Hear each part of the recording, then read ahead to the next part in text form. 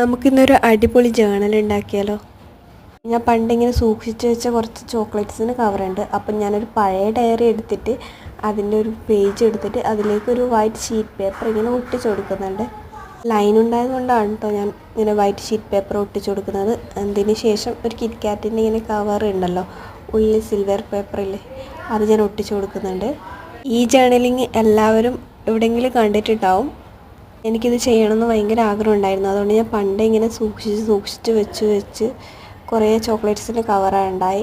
അപ്പോൾ ഞാൻ ഉണ്ടാക്കാമെന്ന് വിചാരിച്ചു. അപ്പോൾ അവിടെ ഇവിടെ ആയിട്ട് ഇങ്ങനെ ഓരോന്നിങ്ങനെ ഒട്ടിക്കുന്നുണ്ട്. ഇതിങ്ങനെ ഒട്ടിച്ച് വരുമ്പോൾ ഇങ്ങനെ കാണാൻ നല്ലൊരു രസമാണ്.